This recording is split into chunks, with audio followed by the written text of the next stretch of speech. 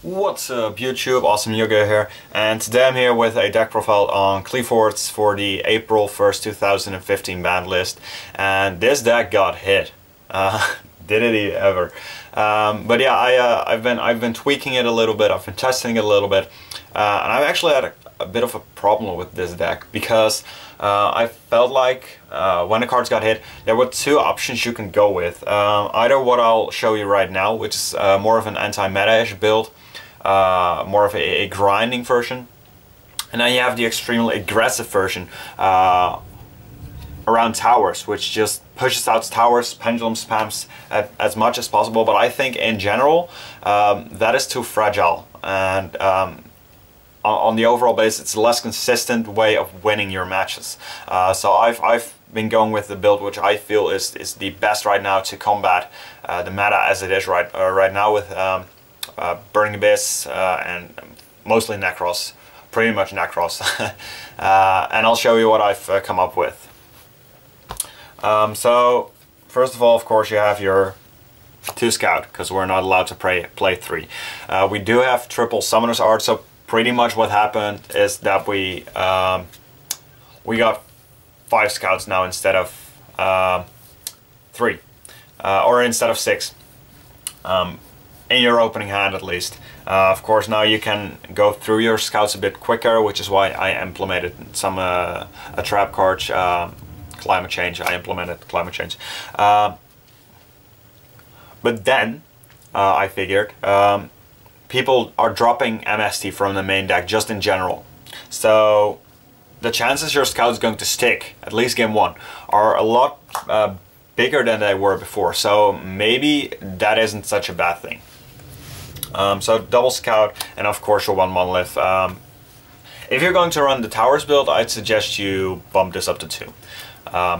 But the version I'm playing, 1 monolith is definitely the way to go. Then double disc, once again a card I'd suggest you bump up to 3 if you're going to run the more aggressive version. And double stealth. So nothing really changed here from last format, at least the way I was running it. Triple carrier, triple helix. Because you do want to have those skills intact. You did lose a skill, of course, in the process as well. In general, you lost 1 monster. So yeah, you do want to be able to put up those skills, and you need some more monsters at Tribute Fodder right now as well, because you did lose sacrifice 2 of them as well. So you're pretty much only going to be able to resolve 1 sacrifice. You're not going to be able to juggle like 3 sacrifices, being able to tribute for less of a cost. And then the last 2 cards I implemented, because this is more of a stun version, 2 Vanity's Fiend. Of course, it's really easy to get off. You can just keep normal summoning under this. I'm running the searchable skill drain right now, so everything is going to be bigger right now. And Vanity's Fiends is an extremely good card against both Burning Abyss, which are running traps right now, or I think they'll continue to do so in the coming format. So they do have outs, unless they did, unlike they did like 3 months ago or something like that. So they have outs in Regeki Break or Karma Cut or Phoenix Wind Blast, whatever it's they're running. But it's going to be costly, and they need to have it. So this is extremely good against Necros and against Burning Abyss. So yeah, I've decided to just put that in the main deck. Once again, if you're running the Towers version, Towers is like a mini Venice Fiend, or sort of like, it does the same thing in general. Your opponent is able to special summon, but Towers just doesn't care about whatever is being special summoned. So if you're running the Tower version, you shouldn't be running Venice Fiend, but that kind of speaks for himself. That's it for the monsters right now. Then triple summoner's art. Of course you do still run it. You still have 3 targets, which is what we had in the beginning of this deck when monolith wasn't a thing. Triple upstart, more consistency. Double pot, more consistency. You do a bit less of special summoning right now, so the duality doesn't really hurt you anymore. And then yeah, you have your 1 sacrifice, which is an incredible hit for this deck. But then again, this card has 4 effects. This boosts your attack by 300. This makes it that your monster cannot be destroyed by battle. this can make one of your regularly would be 1 tribute for 2 tributes, which is crazy enough on its own. And this searches out any Qli monster when it's sent to the graveyard by any way. 4 effects on 1 card is just stupid. So I do understand why it's at 1 right now. Even though Qliphort weren't doing that much, they definitely weren't the best deck, but yeah, in general I kind of understand. Oh, I spoil some cards. And in general I kind of understand why this happened. And then I'm running the laser clip right now. This is just to kind of compensate. Laser clip works like Tensu, so your first summon is going to be your clip summon. You can normal summon and then normal summon Vanity's Fiend, for example.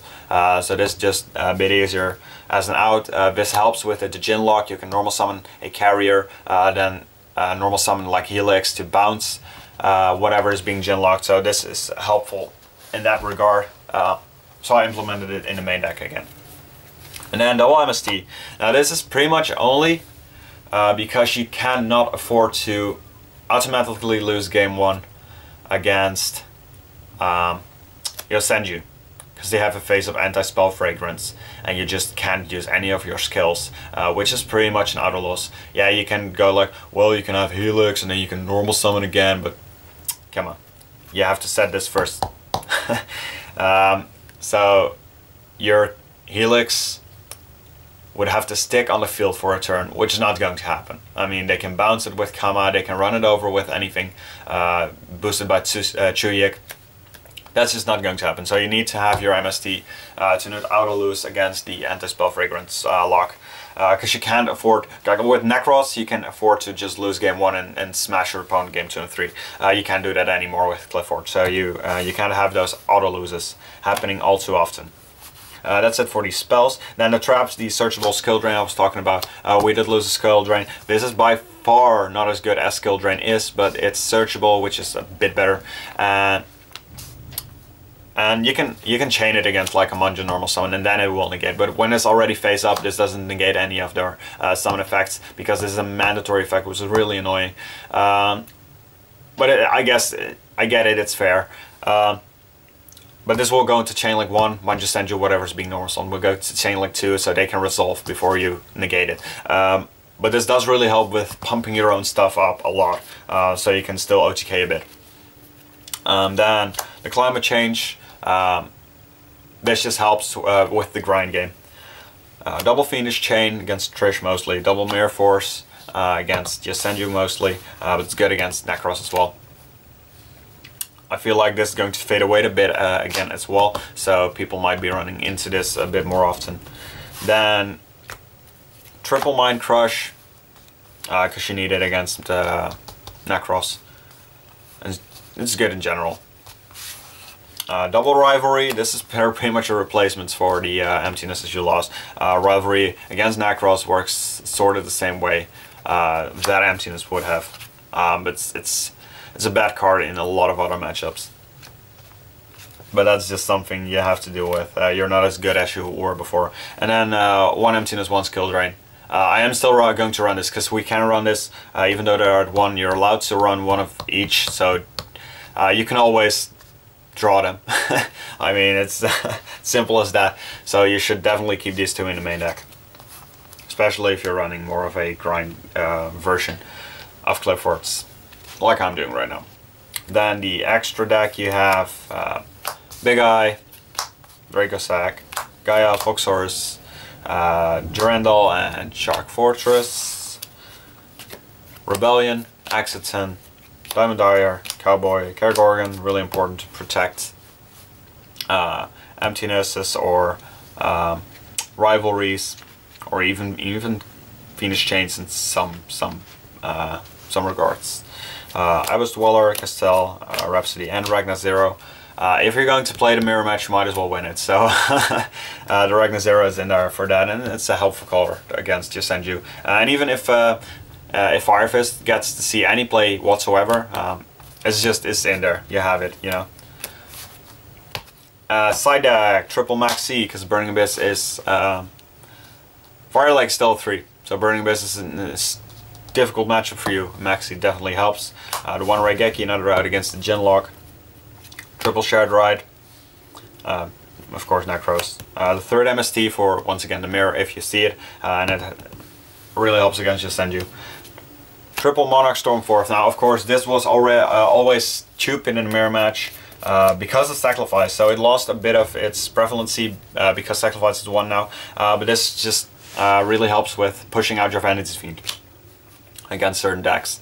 So, yeah, I definitely would suggest you run 3 of these. Double Shadow and Prison Mirror, more stuff against Burning Abyss. And then 2 Trap to Strapple Nightmare to stop Trishula and Velks and stuff. It's a good card in general against Necros and even some other decks as well. So yeah, that's the Qliphort build I'm running right now. Yeah, it lost a lot of power. I'm not going to sugarcoat it on any way. But it's still a playable deck. It's definitely still a playable deck. The pendulum mechanic is still really good. You can still just OTK straight up, but you lost some consistency. You lost a lot of the edge you had against certain matchup because of your triple emptiness and triple skill drain. 1 Sacrifice hurts so much. Even 3 was not what you always wanted. You wanted more than 3. Now what? Of course, I know Hidden Armory. Don't be stupid. I mean, Hidden Armory, yes, it's going to get you your triple Sacrifice because you can fetch it from the grave. But Hidden Armory says you cannot normal summon during the turn you activate the Hidden Armory. You can't have that. You cannot not normal summon for a turn. Definitely when you're getting your Sacrifice. Now you need to have your skills filled, right? Alright, so which is already harder because you only have 2 scouts right now. You have to fill up your skills, and you have to have stuff in your extra deck or in your hands to pendulum summon, to put on the Sacrifice. Now normally what you do, you normal summon to gain more advantage, but you can't do that because of Hidden Armory. I would definitely, maybe, no, not even, I was going to say maybe if you're running the tower build you want to do that, but you can't summon towers when you have Hidden Armory, or when you activated Hidden Armory that turn. So Hidden Armory definitely is not a good replacement for your Sacrifice. Don't ever think that. So which is also why I don't run that, of course. You need your normal summon is way too important. You're even running Laser Clip so you can get an additional normal summon. How does it work with Hidden Armory? So if you thought Hidden Armory was going to be the answer, it's not. Trust me on that one. I feel like this is the best way to run Qliphorts right now. More of a stun variant. Because in this way you can actually combat Necros and you can combat Burning Abyss. Just not as consistently as you used to be able to do, because you're not as good as a deck as they are in general. Even when you had triple Sacrifice and triple Scout, the edge you had were your anti-meta cards. But yeah, let me know what you think of this deck, or how this performs now, or how you've built this. If you prefer just spamming out towers as fast as you possibly can, or if you like more the grind game Qliphort can play right now. Yeah, leave that in the comment section down below. Be on the lookout for some more deck profiles, and I'll see you guys then. Bye!